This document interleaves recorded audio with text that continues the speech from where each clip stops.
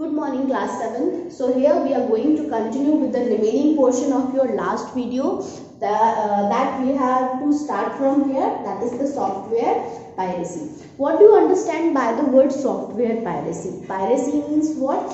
You must have heard the word pirated softwares, okay? Or when you people will see that some new movie will come, कोई भी एक नई movie जब आती है and before that movie comes in the theater और वो जो theaters में लग जाती है उससे पहले ही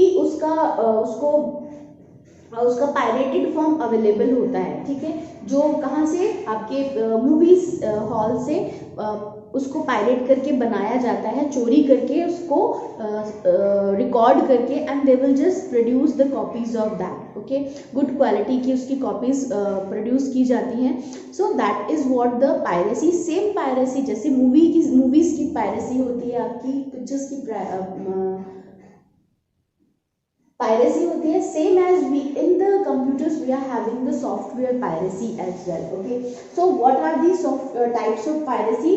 That is the soft lifting, online uploading, downloading. These are things I am just going to tell you here.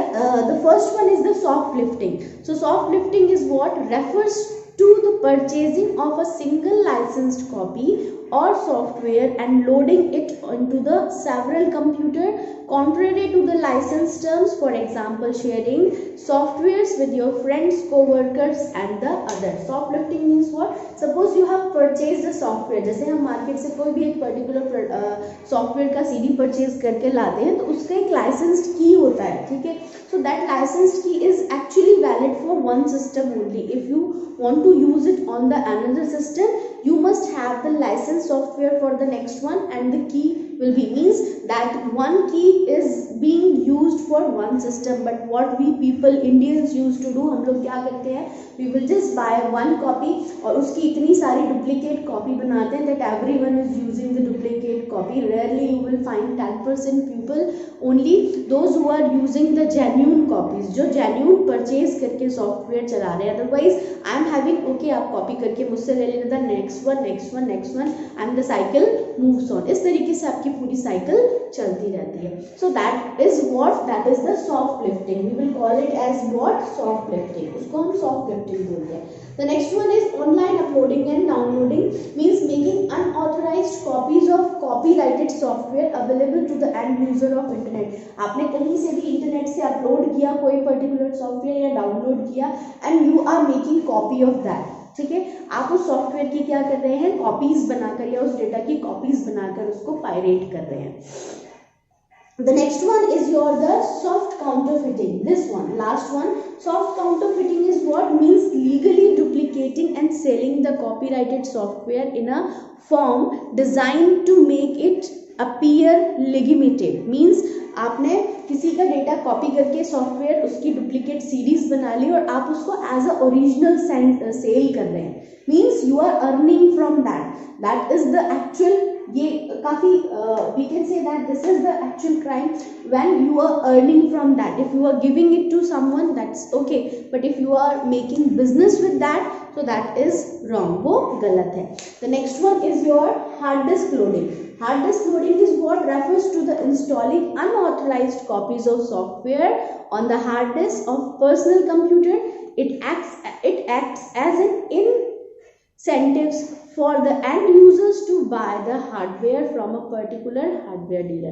आपने देखा होगा मार्केट से कंप्यूटर परचेज करने के लिए जाते हैं. If you will purchase the legal one, then it will provide you. Otherwise क्या है, what they will do, they are having the software, they will install those software on your system and they will make the money with that. The next one is your renting.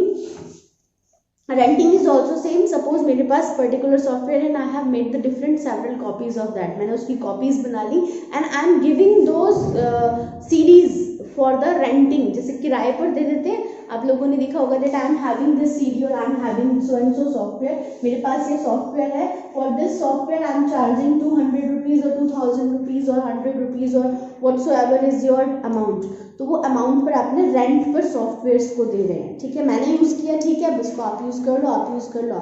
So that is what called the renting. So these all things we have discussed in this chapter, ये सारी चीज़ें हमने इस chapter में discuss की.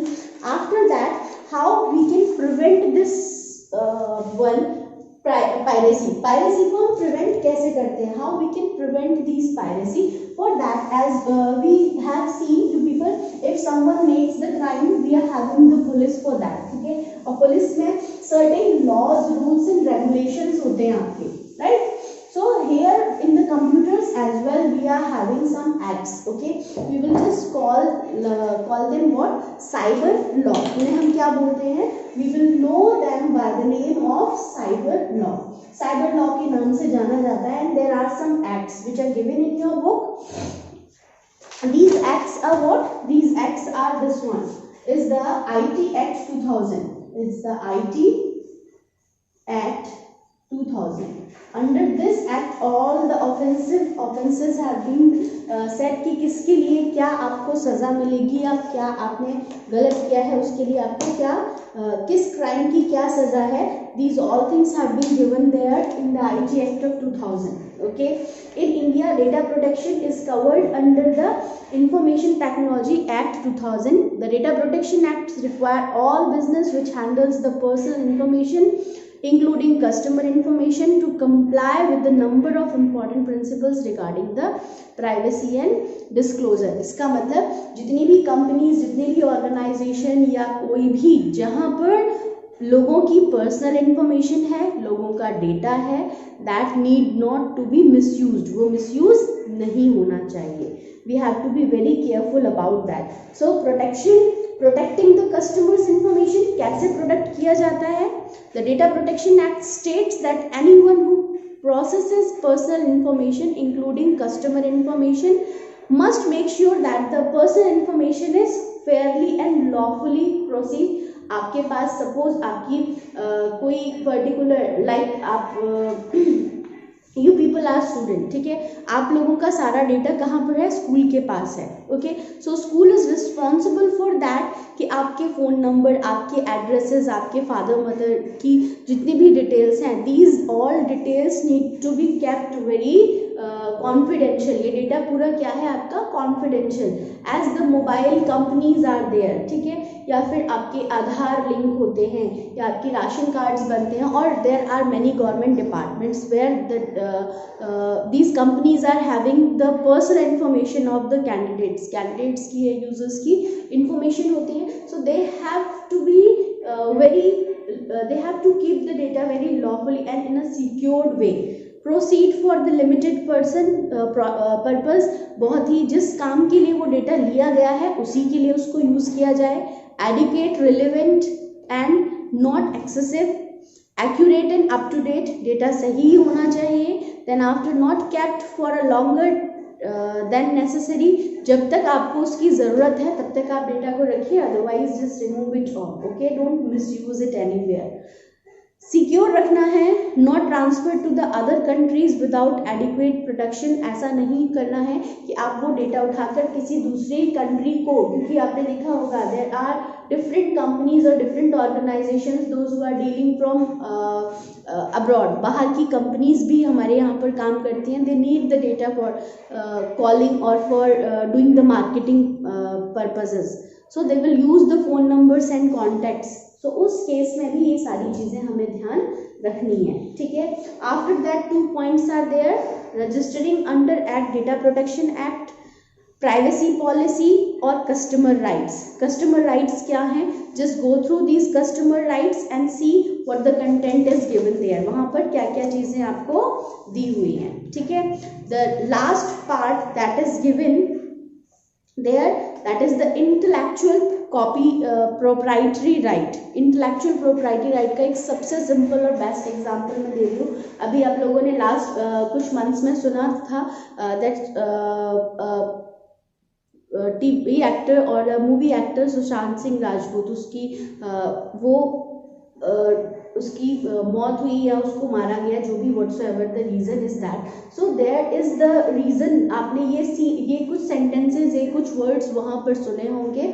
Intellectual proprietary right. Okay, these proprietary rights are what, if I am producing I have created any software, मैंने कोई एक पर्टिकुलर सॉफ्टवेयर बनाया, मैंने कोई गेम प्रोड्यूस किया, मैंने कोई कुछ डिज़ाइनिंग की, सो दैट, या फिर I am a writer, I am a poet, ठीक है। तो if I am writing a book, मैं कोई बुक लिख रही हूँ, मैं कुछ कहानियाँ लिख रही हूँ, कुछ लेख लिख रही हूँ, या मैंने कोई सॉफ्टवेयर तैयार किया, either I have produced a game, तो उस पर्टिकुलर गेम पर मेरा क्या होता है, I am having the copyright of that, उस पर मेरे पास क्या होता है, उसका कॉपीराइट होता है, ट्रेडमार्क होता है, या पेटेंट राइट होता है, ठीक है। अलग अलग चीज़ों पर ये सारे डिफरेंट डिफरेंट राइट्स दिए जाते हैं बेटा।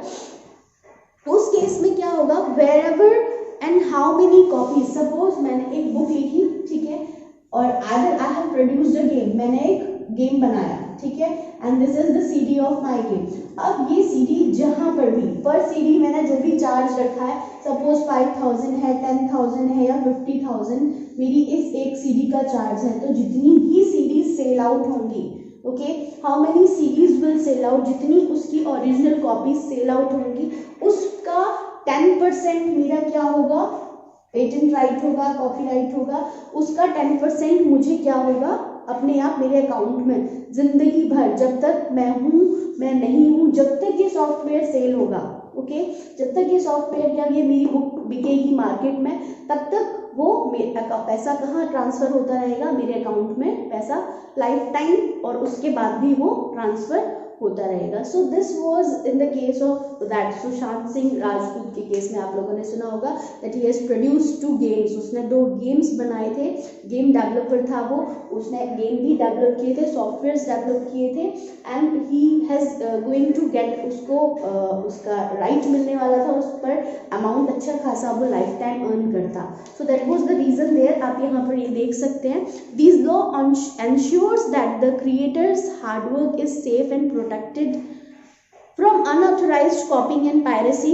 Common types of intellectual properties includes the trademark, patents of innovations, industrial design rights, and the most importantly the copyrights, जो अभी हमने डिस्कस किया है यहाँ पर, ठीक है।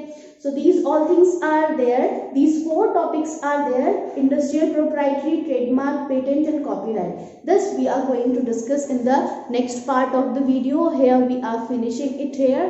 Thank you everyone and have a nice day.